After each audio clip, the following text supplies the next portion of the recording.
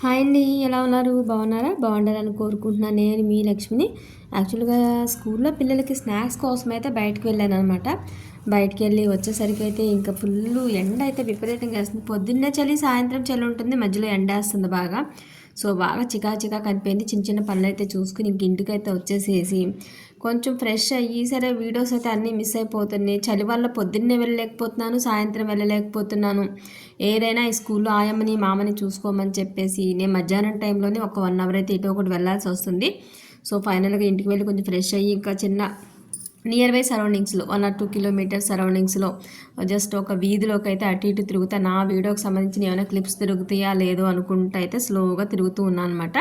చాలా ప్రశాంతంగా ఉంది. ఎండ అయితే నెత్తికెక్కేస్తుంది. తెలిసే వచ్చాను, కానీ నాకు చలి కంటే ఎండే బెటర్ ఇంకా ఆప్షన్ లేకొచ్చాయి. ఇంకా సీజన్లో బంతి పూలు మొగ్గలు అయితే బాగా వేస్తాయి కాబట్టి ఎవరింటి దగ్గర కూడా ప్రతి ఇంటి దగ్గర బంతి పూలు కానీ మొగ్గలు కానీ వేస్తూ చిగురాకులతో ఉంది.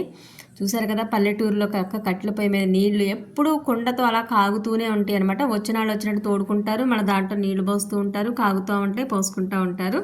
అది నా చిన్నప్పుడు అమ్మమ్మ వాళ్ళ ఇంట్లో ఉన్న రోజులైతే గుర్తొచ్చింది అదైతే చూస్తూ. ఆ గడ్డి పూలు చూడండి, నిజంగా దారి పొడుగుతా కూడా ఎంత అందంగా ఉన్నాయంటే నాకైతే వాటిని అలా చూస్తూ ఉండాలనిపించింది. తెల్ల తెల్లగా, పసుపుగా, పసుపు రంగులు అండ్ అలా వైలెట్ కలర్లో అన్ని రంగుల పువ్వులతో ఎంత అందంగానో అనిపించినాయి. నాకు నిజంగా అబ్బా ఎంత బాగున్నాయి ఇవి నిజంగా అనిపించింది. అసలే పూలపచ్చదాన్ని కదా, ఎక్కడ పూలు ఆఖరి గడ్డి పూలు కనిపించి నేను అలా స్ట్రక్ అయిపోతున్నా. నిజంగా ఇవన్నీ మనకి ప్రకృతి ప్రసాదించిన వరాలు అనుకోవాలి. మనం చాలా తిప్పలు పడి కుండీల్లో పడి 100లో వేలు పెట్టుకుంటుంటాం. వాటి ఇంకా చూడను కూడా చూడము, కానీ అవి ఎంత అందంగా ఉన్నాయో చూడండి ఆ పువ్వులైతే. సో, అలా రోడ్డు వైపు అయితే నడుచుకుంటూ వెళ్తున్నాను. ఇక్కడైతే వీళ్ళ అత్తా కోడళ్ళు, అమ్మ కూతుళ్ళు మరి నాకు తెలియదు కానీ మొత్తానికి ఏదో పని చేసుకుంటున్నారు. అదేం చేస్తున్నారు ఏంటో నాకైతే అర్థం కాలేదు. అదేంటమ్మా అంటే, ఇది మేము పొగాకు చుడతామమ్మా, మా ఇళ్ళకి వచ్చి వేస్తూ ఉంటారు. అవి మేము ఎంత చేస్తే రోజుకి 20 రూపాయలనో 30 రూపాయలనో వస్తే పనులన్నీ అయిపోయినా ఖాళీ టైంలో చేసుకుంటున్నామని అయితే చెప్పారు. ఇంకా చాలే అని చెప్పి నేనైతే రిటర్న్ వెళ్ళిపోయాను. మీతో అయితే షేర్ చేసుకుంటాను.